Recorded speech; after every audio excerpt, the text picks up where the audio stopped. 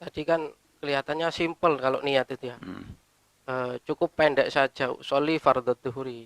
Kita dulu kan waktu kecil di TPQ ditonton sama ustazah itu usolli fardhu begitu Hmm. panjang. Hmm. Akhirnya ke bawah sampai tua harus diucapkan sepanjang itu, Ustaz. Ya itu yang jadi mindsetnya orang-orang dikira itu semuanya wajib. Iya, betul. Nah, padahal yang wajib itu singkat. Nah, untuk pemula justru lebih enak diajari yang singkat. Hmm. Nah, cuman memang dianjurkan sangat ketika mengucapkan lillahi ta'alanya. Nah, lillahi ta'ala. Kenapa? Itu sebagai apa ya, pendorong dirinya untuk memaksa agar sholatnya ini dilakukan secara ikhlas. Mendorong.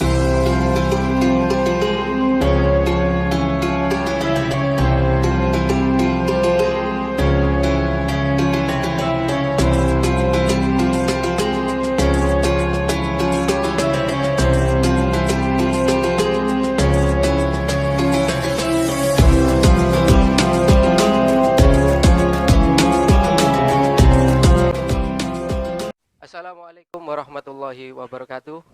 Waalaikumsalam.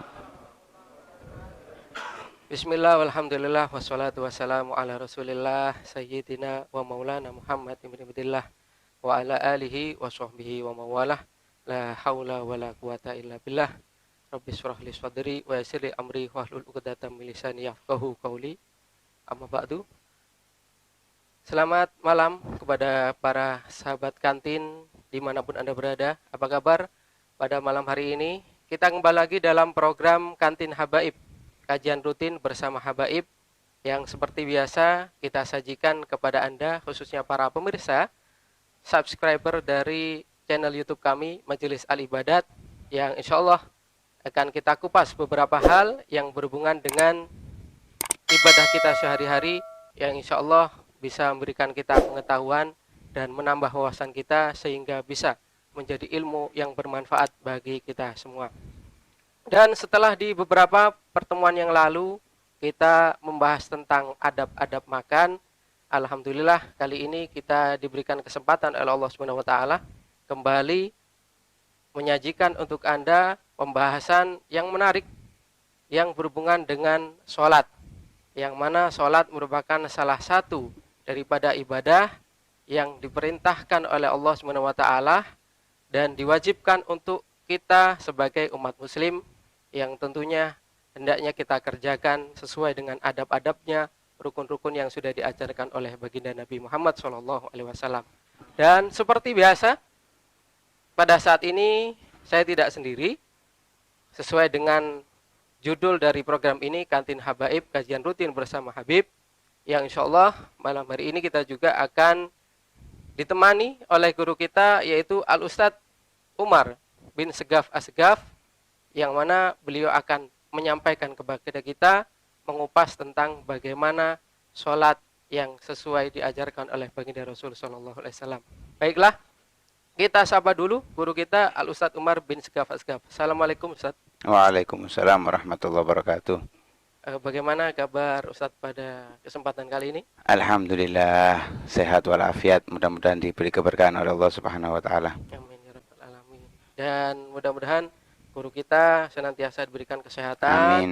Dan diberikan panjang umur senantiasa dalam ketaatan, kebaikan kepada hari semuanya, sehingga bisa senantiasa membimbing kita dengan ilmu-ilmu beliau yang insya Allah menjadikan kita lebih baik, tentunya menjadi umat muslim yang memiliki keislaman yang sepenuhnya. Amin ya rabbal alamin.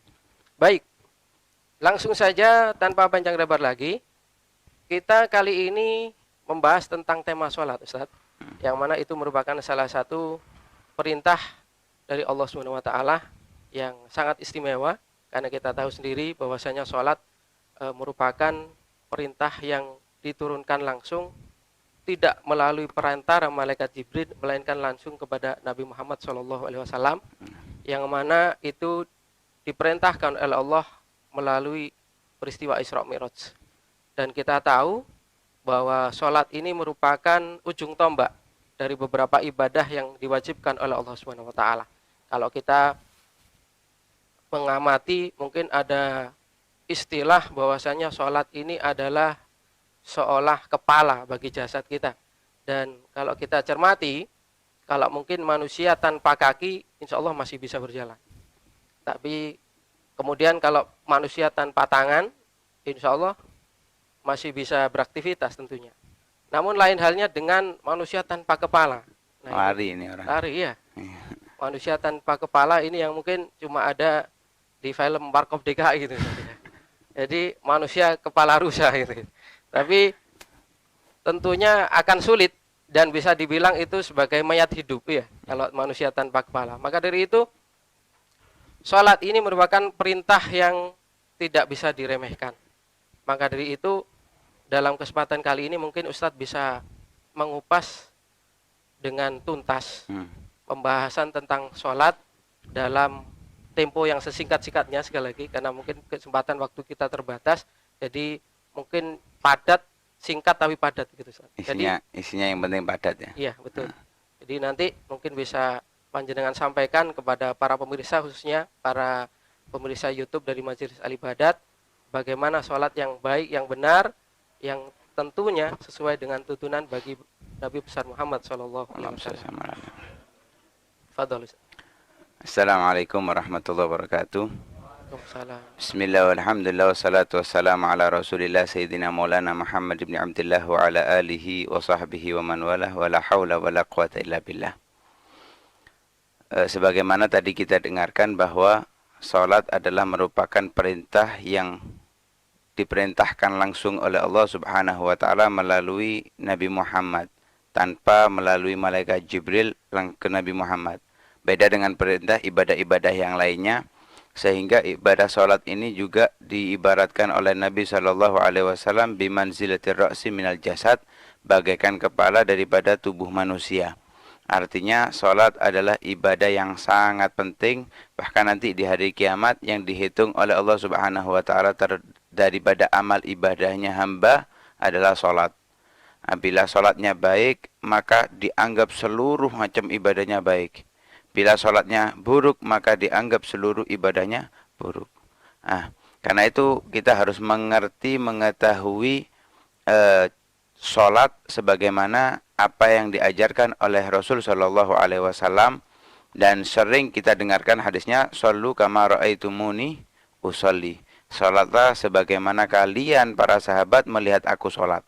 Sehingga para sahabat mengajarkan kepada para tabi'in, dari tabi'in ke tabi'in sampai di hari ini para ulama mengajarkan baik melalui lisan, praktek maupun secara tulisan.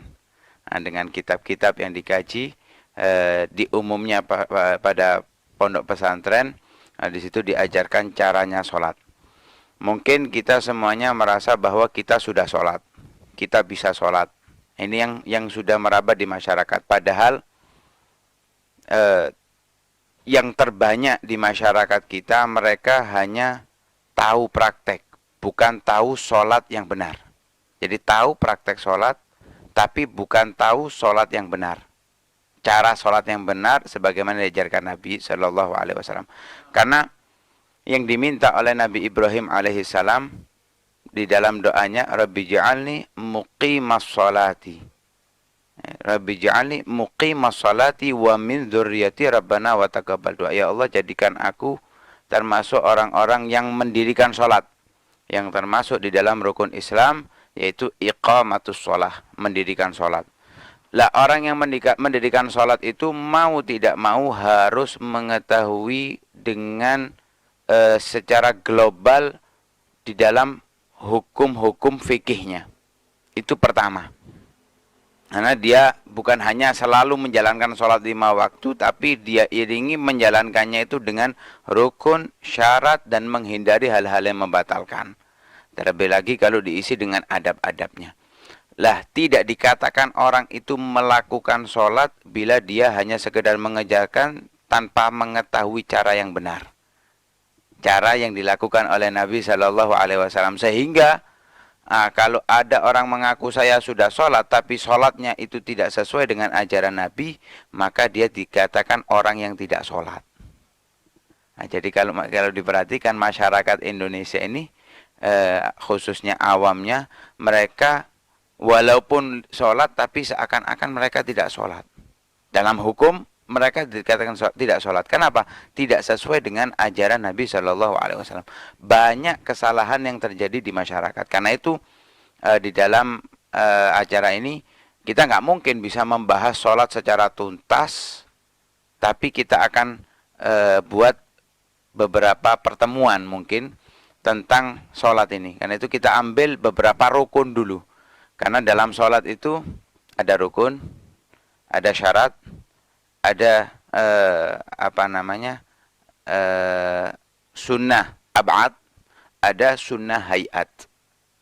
Semuanya ini ada sebagian ulama itu menggambarkan bagiannya ini seperti manusia. Rukun itu bagaikan kepala. Sholat tanpa rukunnya seperti manusia tak berkepala. Seperti tadi digambarkan kalau sholat itu dalam rukun Islam, dalam agama seperti kepala. Nggak ada sholat, nggak dihitung Islam. Dalam sholatnya sendiri, rukun itu bagaikan kepala. Nggak ada kepala, nggak ada sholat, nggak ada rukun, ya nggak dianggap sholat dia. Nggak ada kepala, nggak ada. Kemudian syarat itu nyawanya. Nyawanya sholat adalah syarat. Nggak ada syarat, ada rukun, manusia tak bernyawa. Ada sunnah ab'ad. Sunnah ab'ad itu bagaikan anggota tubuh yang lainnya. Tangan, jari, kaki. Ya, ini bagaikan sunnah ab'ad. Kalaupun nggak dilakukan itu sunnah ab'ad, nggak mempengaruhi. Karena dia masih hidup, dia masih bisa beraktivitas. Ada kehidupan, ada kepalanya. Tapi orang melihat banyak kekurangan. Cacat. Kalau sunnah hayat itu diibaratkan seperti rambut, kuku. Ya nggak dianggap cacat orang yang botak. Apalagi gondol pelontos, nggak dianggap cacat. Nggak ada masalah. Nggak ada kukunya sama sekali. Ya tetap kekuatannya nggak berubah. Nah, nggak ada pengaruh yang signifikan. Walaupun kalau dilihat kurang sempurna. Karena rambut itu adalah kalau diistilahkan mahkota ya. Mahkota. Kalau nggak ada kukunya, langsung daging, ya lihatnya kurang bagus. Nah, hasil di sini ini digambarkan oleh para ulama. Lah, yang paling mendukung untuk dia dikatakan orang yang sholat adalah rukun dan syarat. Nah, kita nggak membahas syarat. Sebetulnya syarat ini sangat penting, cuma kita nggak bahas syaratnya dulu. Kita bahas rukunnya dulu. Nanti dibahas di syarat karena panjang lagi nanti. Sebab di situ ada wudhu. Lah kita harus mempraktekkan juga wudhu nanti, akan panjang. Kita akan membahas tentang sholat. Rukun. Di dalam rukun sholat itu banyak perbedaan antar ulama. Alhasil perbedaan itu tidak mempengaruhi apapun. Karena ada mengatakan 17, ada mengatakan 13, 14. Intinya semuanya sama. Yang mengatakan 17, tumak ninahnya dipisah. Kalau yang mengatakan 14, tumak ninahnya dijadikan satu. Kalau yang mengatakan 13, tumak ninah itu ada di dalam 4 perbuatan. Alhasil di situ ada beberapa perbedaan antara ulama, tapi intinya semuanya sama. Yang harus dilakukan adalah ada rukun qauli, ada rukun fi'li, ada rukun qalbi. Jadi rukun itu terbagi menjadi 3. Ada yang mengatakan 4, tapi terlalu banyak tambah bingung nanti. 3. Ada rukun qalbi, ada rukun qauli, ada rukun fi'li. Secara hati, secara perbuatan, dan secara ucapan. Ini yang ada di dalam sholat. Secara hati yaitu niat. Secara ucapan yaitu membaca Al-Fatihah, membaca takbiratul ihram, membaca Al-Fatihah, tasyahud akhir, sholawat di dalam tasyahud akhir, salam. Rukun fi'li yang secara perbuatan berdiri, rukuk, i'tidal, sujud, duduk di antara 2 sujud, dan duduk tasyahud akhir. Ini rukun. Lah kita akan membahas yang pertama yaitu niat. Niat itu banyak yang beranggapan niat itu mengucapkan usolli fardhu dhuhri, misalkan usolli fardhu asri. Enggak. Niat itu tempatnya di hati. Orang salah beranggapan dia usolli fardhu Allahu Akbar. Hatinya enggak niat sama sekali, enggak sah. Karena niat itu tempatnya di hati. Lah di dalam niat itu ada 3 tingkatan. Ada niat kalau kita mau sholat sunnah mutlak. Sholat sunnah mutlak itu ya daripada kita nganggur kita sholat. Seperti sholat sunnah mutlak, tahiyatul masjid, sholat istikharah, kemudian sholat sunnah tawaf, setelah tawaf sholat sunnah, kemudian sholat apa namanya, ihram. Itu cukup mengucapkan usolli di dalam hati. Saya menyengaja sholat. Saya mau sholat. Dalam hati kita cukup. Langsung takbir. Dalam hatinya takbir. Kalau sholatnya itu sholat seperti sholat duha, qobliyah, ba'diyah, itu harus nyebutkan jenis sholatnya. Usolli duha, usolli qobliyah atas subhi atau sunnat al-fajri. Dan semisalnya. Dalam hati ya, dalam hati. Kalau sholat fardu, ya harus ditambahi fardon. Sholat duhur misalnya, usolli fardod duhri atau usolli duhra fardon. Ini kalau dia sholat sendiri. Kalau jadi makmum, harus menambahkan makmuman. Atau kalimat yang semisalnya. Kalau imam, nggak harus. Kecuali di 4 sholat. Nanti akan kita bahas di tempat sendirinya. Nggak wajib mengucapkan imaman bagi imam. Tapi kalau ingin mendapatkan fadilah jamaah, harus menyebutkan imaman. Lah ketika niat, itu bareng dengan saat mengucapkan takbiratul ihram. Jadi bukan niat dulu. Sholli fardhu dhuhri misalkan. Baru Allahu Akbar di hatinya sudah tadi niatnya, sekarang takbir Allahu Akbar hatinya nggak niat, nggak sah. Jadi saat mengucapkan Allahu Akbar lisannya, hatinya menyebutkan niatnya tadi. Saya menyengaja sholat duhur, sholat asar fardu dan seterusnya daripada yang wajib itu 3 tadi kalau sholat fardu. Usolli fardot duhri atau usolli duhra fardon. Ini antara dibalik-balik gak apa-apa. Yang penting 3 ini harus disebutkan. Harus, wajib. Ya wajib. Lah mustaqbilal kiblah, adaan, kemudian jumlah rokaat. Ya, arba'a raka'atin misalkan lillahi ta'ala, apakah wajib enggak? Ini semuanya sunnah. Ini dinamakan sunnah hayat tadi itu. Sunnah enggak wajib. Bahkan sebagian ulama kalau menyebutkan rakaatnya keliru, ya, dalam hatinya usolli fardhu dhuhri salasa raka'atin, sebagian ulama mengatakan sholatnya enggak sah. Ya, sunnah tapi kalau keliru tambah enggak sah. Resiko. Itu sebagian ulama ada mengatakan enggak ada masalah. Tapi alhasil yang wajib hanya 3 dan tempatnya di hati, waktunya saat takbiratul ihram. Kalau sebelum takbiratul ihram enggak sah. Lah melantunkan niatnya sebelumnya itu sunnah. Jadi sebelum kita takbir, sholli fardhu dhuhri arba'a raka'atin lillahi ta'ala misalkan. Kalau makmuman lillahi ta'ala. Kemudian dia saat takbir niat lagi, ini dinamakan melafadzkannya tadi sunnah. Kenapa sunnah? Untuk membantu fokusnya hati kita saat takbir. Kan kalau takbir sama niat itu melakukan 2 hal yang berbeda antara hati dan lisan. Itu membuat kadang kacau. Caranya untuk biar gak kacau gimana? Diawali dengan secara lisan, kemudian bareng antara takbiratul ihram dengan niat. Di situ juga ada masalah kalau misalkan nggak sama antara lisannya dan hatinya. Ya, misalkan ini mau sholat duhur, hatinya niat sholat duhur, lisannya usolli fardhul asri. Bagaimana sholatnya? Nggak apa-apa. Lain di bibir, lain di hati. Iya, yang penting itu di hati. Yang penting di hati. Iya, yang paling penting di hati karena intinya, tempatnya. Tempatnya. Kalau dibalik, di lisannya mengatakan duhur, hatinya asar, padahal sholat duhur. Gimana? Nggak sah. Karena yang paling inti adalah yang di hati, bukan di lisan. Ini niat. Kalau pembahasan niat ini pembahasan hati, kita nggak tahu hatinya orang niatnya benar apa enggak. Cuman kita hanya menyampaikan ini yang benar. Adapun mereka tahu apa kita tahu apa enggak niatnya benar, ya nunggu tanya satu-satu. Kita nggak tahu. Karena itu nggak terlalu panjang pembahasan tentang itu.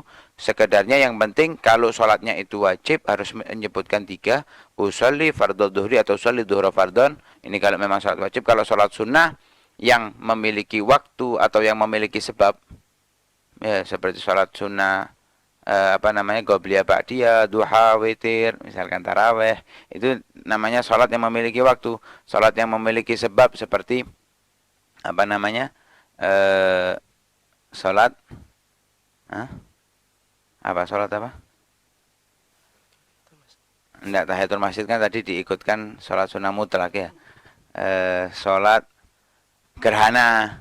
Nah, ini harus diniatkan tambahannya, nyebutkan sholat apa. Ya, kalau nggak disebutkan, dia seperti sholat nafil mutlak tadi, nggak ada ketentuannya. Nah, ini harus disebutkan. Kalau memang itu karena sebab, ya sebabnya apa. Kalau memang karena apa namanya, memang karena sebab ada waktu, ya sholat namanya sholat apa, witir, duha dan semisalnya. Lah, apa namanya? Mungkin begini Ustaz. Kalau ada kita mungkin yang baru belajar, belum hafal tentang masalah itu, bagaimana melafalkan niat. Jadi saya umpamanya saya baru belajar, mu'alaf ini ceritanya. Saya niatnya saya sholat niat ikut seperti imam, itu apakah sudah cukup Ustaz? Nah, itu masih banyak pertimbangan, banyak perbedaan. Kalau masih baru masuk Islam, ya diajari kan itu sebentar aja bisa. Kecuali waktunya mepet. Ya. Iya. Tapi itu diajari bisa. Karena nggak harus bahasa Arab. Ini yang paling penting. Ini yang tadi yang mau saya sampaikan tapi sedikit lupa tadi. Begitu Ustaz. Ya, loading. Nah, itu nggak harus bahasa Arab. Boleh bahasa Indonesia. Kalau memang dia orang Indonesia.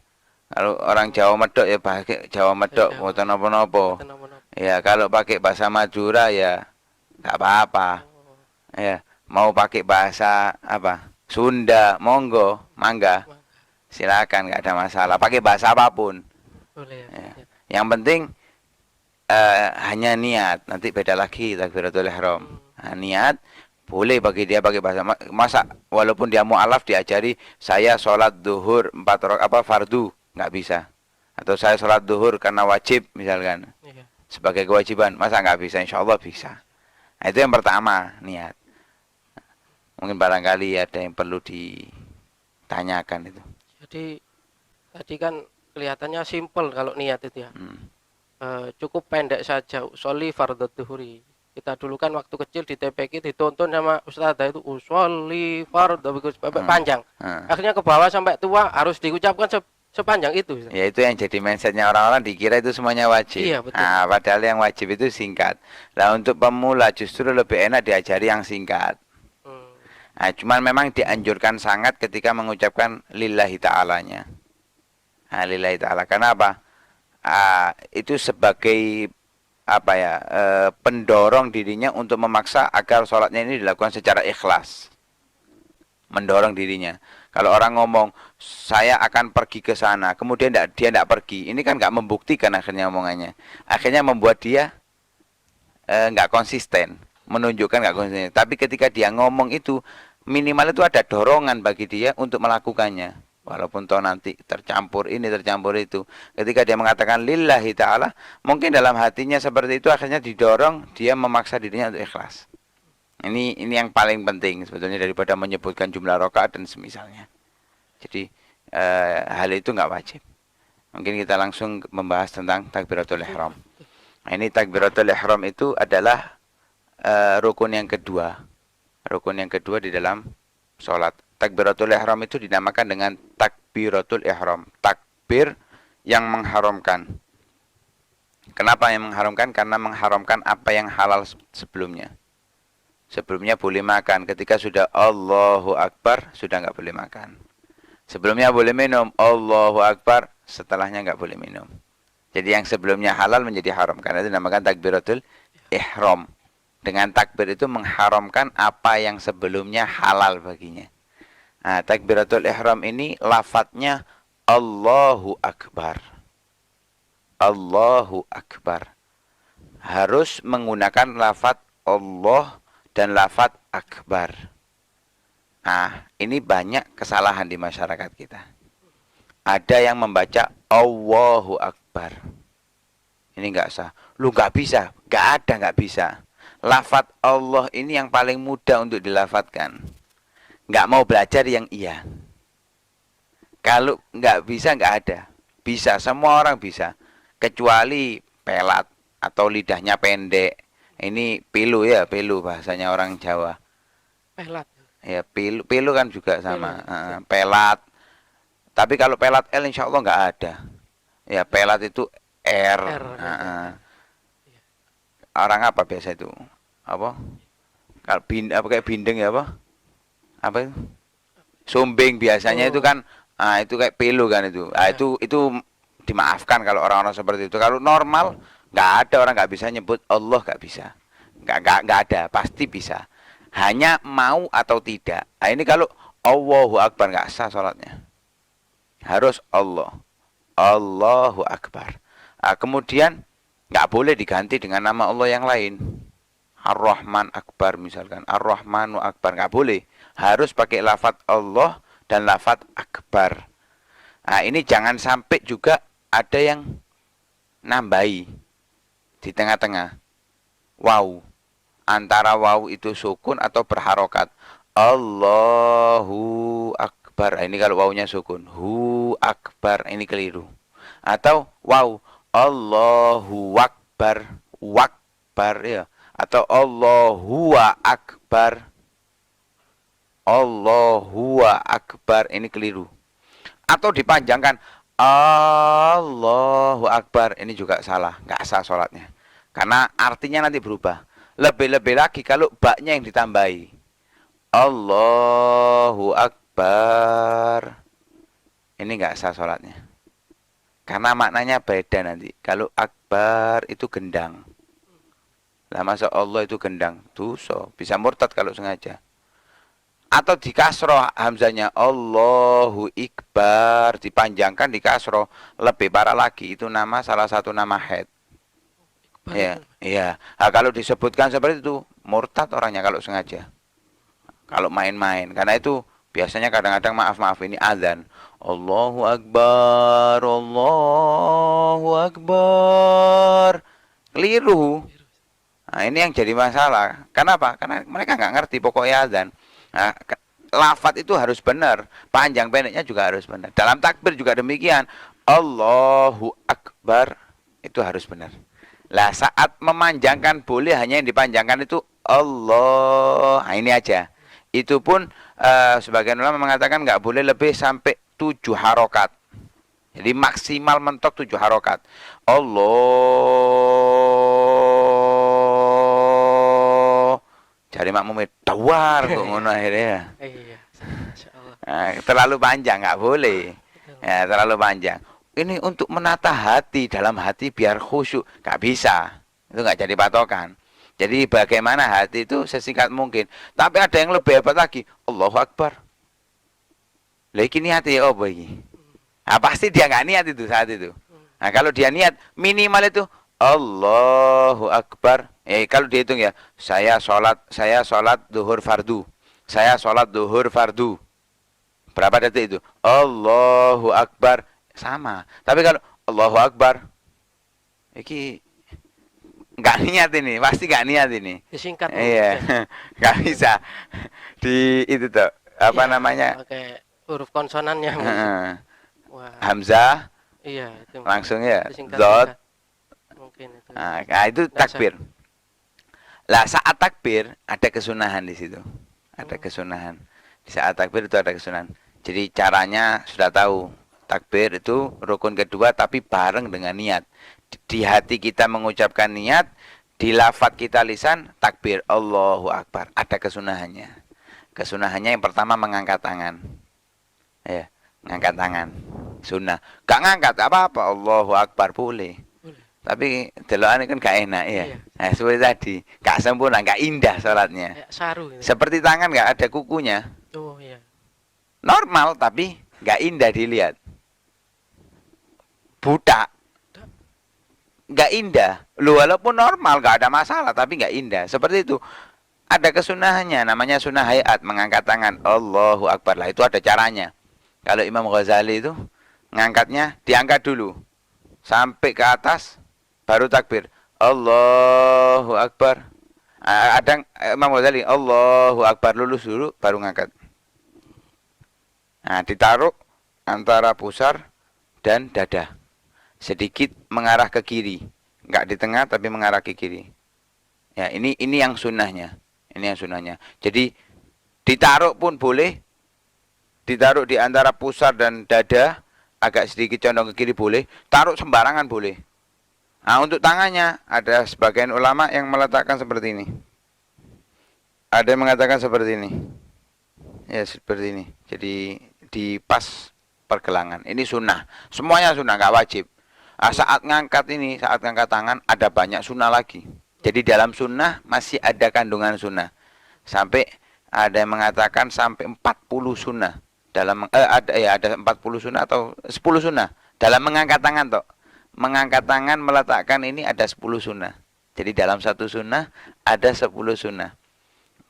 Jaraknya nggak renggang, lurus dengan bahu, kemudian sejajar dengan telinga, sedikit merunduk, renggang antara jari jemari, ya, sedikit merunduk seperti ini. Kadang dicekel no kupinge. Ayo, lek wedok nggih mukena sing terusan iku mlebu ngene. Oh, ya. Besok balik sulit. Wedi kecantol ya. Iya. Ini enggak disunahkan, enggak sunnah. Sunnahnya itu sejajar. Jadi Allahu Akbar atau pakai Imam Ghazali Allahu Akbar. Jadi sudah di sini baru takbir. Kalau Imam Ghazali Allahu Akbar baru ngangkat. Ini kalau sebagian ulama enggak, bareng ngangkat bareng takbir, selesainya saat bar. Di sini. Itu apa masalah takbiratul Kalau ihram? tangannya tadi umpamanya suasana dingin Ustaz. Kita enggak begini. Sendak, enggak apa-apa. Enggak apa-apa Ustaz. Enggak apa-apa. Diletakkan boleh. Yang penting enggak banyak gerak. Ya, tapi sunnahnya diletakkan di situ tadi. Nah, ada yang di masyarakat itu kalau kita lihat aneh-aneh. Ya, kalau takbir. Ada yang Allah. Ini ada sebagian ulama mengatakan batal sholatnya. Oh. Ya, ada yang mengatakan itu batal sholatnya. Ya, ada yang aneh lagi. Allahu Akbar. Oh, iya. Kayak goleng kabel. Oh iya. Kayak kameramen itu. Ya, sebenarnya nggak perlu. Allahu Akbar terus diangkat seperti ini. Atau seperti umumnya yang di masyarakat itu Allahu Akbar. Ah, seperti ini.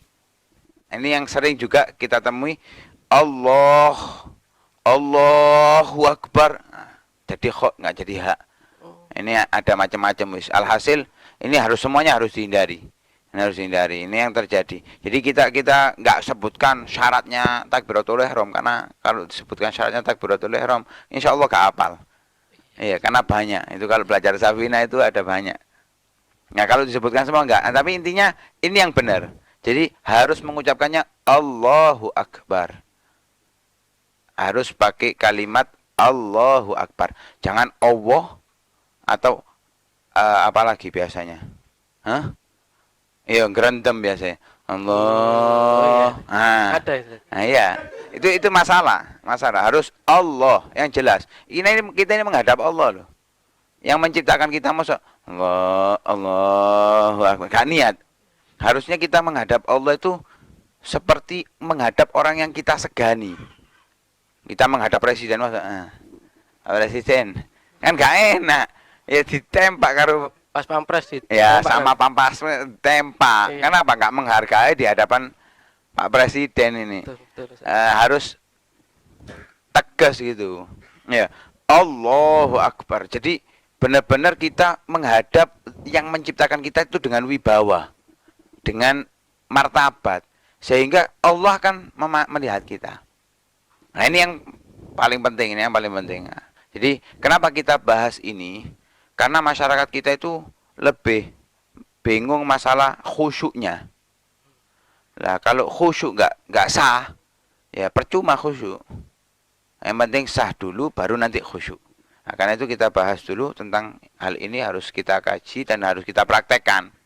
Ya, aja ngerungokno tok atau dengarkan manduk-manduk tapi nggak ada hasilnya gitu loh. nggak bisa melafatkannya tapi nggak dipraktekkan, nggak dicoba, nggak dipelajari lagi, harus dirubah lah cara dengan sholat yang benar. Nah, kalau itu dijalankan dengan baik, maka kita benar-benar dianggap sholat. Berarti mungkin ini dulu Ustaz ya. Ya, Kita insya cicil ya. cicil Ya, di beberapa session. episode atau session insya Allah nanti akan kita bagikan lagi ilmunya tentang rukun-rukun sholat yang mana tadi sesuai disampaikan Ustaz Umar seperti kepala Ustaz ya. Ya, Rukun sholat seperti kepala. Nah, mau punya kepala apa tidak? Nah, makanya harus kita pelajari biar kita sempurna menjadi sesosok manusia yang mempunyai kepala. Maka dari itu kita harus pahami. Kita pelajari dua dulu tentang niat dan takbiratul ihram. Insya Allah nanti ketemu lagi di session selanjutnya kalau masih diberi umur panjang insya Allah. amin, amin. Jadi monggo kita resapi apa yang sudah disampaikan oleh beliau tentang niat tadi dan juga takbiratul ihram. Jadi mungkin ini Ustaz perjumpaan kita dalam program Kantin Habaib.